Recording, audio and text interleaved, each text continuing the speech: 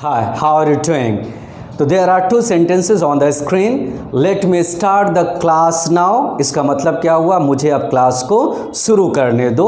और दूसरा एग्जाम्पल क्या लिखा हुआ है, Don't let anyone come in. Don't let anyone come in. इसका मतलब ये हुआ किसी को अंदर मत आने दो. तो चलिए आज हम लोग बात करेंगे let पर कि let का आप यूज़ कैसे करेंगे while speaking, बोलने के लिए. Okay, let's start. तो चलिए शुरुआत करते हैं. जैसे कि आप देख रहे हैं यहाँ पर क्या लिखा हुआ, लेट. तो लेट का यूज किस लिए किया जाता है, टू अलाउ और परमिट, मतलब किसी को अलाउ करने के लिए, आज्ञा देने के लिए, या उसको परमिट, परमिशन देने के लिए. और लेट का हिंदी में मतलब क्या होता है, दो. तो कौन सा दो होता है, एक गिव भी होता है. जैसे किसी ने कहा मुझे पैसा दो, तो उसके इंग्लिश क्या होगी, गिव मी मनी. मुझे खाना दो, गिव मी फूड. तो यहाँ पर दो का सेंस गिव से नहीं है, बल्कि दो का मतलब क्या है, किसी को आप अलाउ करोगे या किसी को आप परमिट करोगे. तो लेट का जो यूज होता है वो किस लिए यूज किया जाता है, रिक्वेस्ट के लिए, किसी प्रार्थना के लिए, कमांड, कमांड का मतलब ऑर्डर के लिए, या वार्निंग, वार्निंग का मतलब चेतावनी के लिए, या सजेशन, सजेशन का मतलब सुझाव के लिए.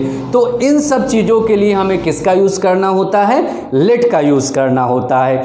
तो लेट पर आप सेंटेंस कैसे बनाएंगे, तो सबसे पहले आपको क्या यूज़ करना होगा, लेट यूज़ करना होगा. उसके बाद आपको क्या लेना होगा, ऑब्जेक्टिव केस ऑफ प्रोनाउन.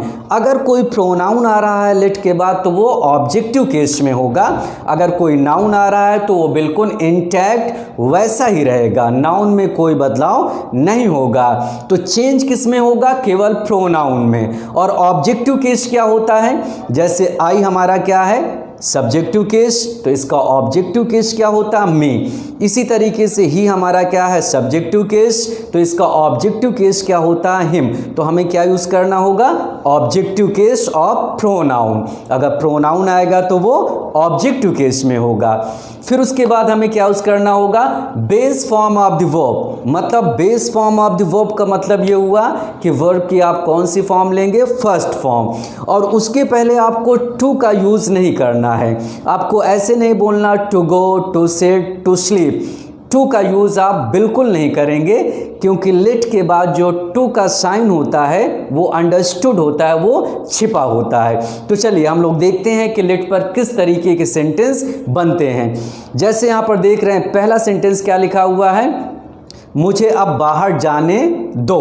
तो यहाँ पर सिचुएशन क्या है, मुझे अब बाहर जाने दो. ये एक तरीके का रिक्वेस्ट भी हो सकता है, कमांड भी हो सकता है, या एक तरीके का सजेशन भी हो सकता है.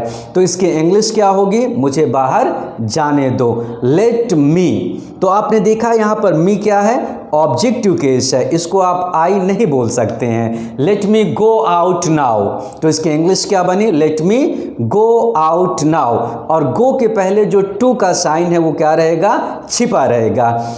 या अगर आप चाहते हैं इसी सेंटेंस में कि एक रिक्वेस्ट हो जाए, मतलब एक रिक्वेस्ट की फोर्स ज़्यादा हो जाए, तो आप इसी बात को कैसे बोलेंगे, प्लीज़ लगाकर. जैसे आप बोल सकते हैं, please let me go out now, please let me go out now. इसी तरीके से दूसरा एग्जाम्पल क्या है, उसे अंदर आने दो. या तो कोई रिक्वेस्ट हो सकता है या कोई कमांड हो सकता है, उसे अंदर आने दो. तो इसकी इंग्लिश क्या होगी, लेट हिम. आप हिम यूज़ करेंगे, ही का यूज़ नहीं करेंगे, लेट हिम कम इन. या अगर आप चाह रहे हैं इसको रिक्वेस्ट में टर्न करना, तो आप अपने से कैसे बोलेंगे, प्लीज़ लेट हिम कम इन. इसी तरीके से अगर ये बोला जाए कि उसे आज कॉलेज बस से जाने दो, उसे आज कॉलेज बस से जाने दो, तो इसकी इंग्लिश क्या होगी, let him go to college by bus today, let him go to college by bus today. अब थोड़ा सा आपके अंदर एक डाउट हुआ होगा कि यहाँ पर टू कॉलेज, टू तो लगा हुआ है. तो देखिए कॉलेज हमारा क्या है, ये हमारा ऑब्जेक्ट है, तो उसके पहले आप टू यूज़ कर सकते हैं.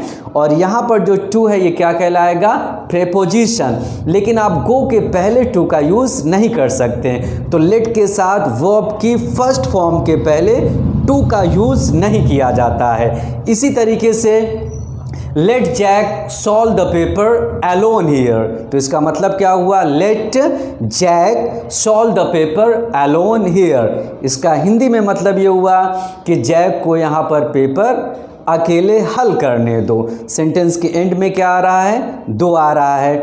अगर आप नेगेटिव बोलना चाह रहे हैं तो इसके लिए सबसे पहले आपको डोंट लगाना होगा। जैसे don't let anyone stand in the way, don't let anyone stand in the way. और इसका हिंदी में मतलब ये हुआ कि किसी को भी रास्ते में मत खड़े होने दो। तो डोंट का मतलब जो होता है वो क्या होता है, मत होता है। इसी तरीके से और एग्जांपल आप बोल सकते हैं, let these boys, don't say शुरू करना है, don't let these boys enter the class. और इसका मतलब क्या हुआ कि इन लड़कों को क्लास में एंटर मत होने दो, प्रवेश मत करने दो। इसी तरीके से अगर आप चाह रहे हैं रिक्वेस्ट, एक रिक्वेस्ट को यूज़ करना चाह रहे हैं तो कैसे बोलेंगे, please don't let anyone die from hunger, please don't let anyone die from hunger. कृपया किसी को भी भूख से मत मरने दो। इसी तरीके से don't let your brother play with Ravi, don't let your brother play with Ravi. इसका कहने का मतलब ये हुआ कि अपने भाई को रवि के साथ मत खेलने दो। इसी तरीके से हम बोल सकते हैं don't let children go on the roof, don't let children go on the roof. इसका क्या मतलब हुआ, बच्चों को छत पर मत जाने दो। तो अगर आप लेट का यूज़ करना चाह रहे हैं तो लेट का यूज़ किस लिए करेंगे हम लोग, रिक्वेस्ट के लिए, कमांड के लिए, वार्निंग के लिए या सजेशन के लिए। और इसके एंड में आपको क्या मिलेगा, दो मिलेगा। तो इस तरीके से अगर आप चाहते हैं तो सेंटेंस आप अपने से भी क्रिएट कर सकते हैं और साथ ही साथ इनका यूज़ कर सकते हैं वाइल स्पीकिंग, वाइल राइटिंग, बोलने के लिए, लिखने के लिए। तो I hope you would be benefited by it. Meet you in the next video.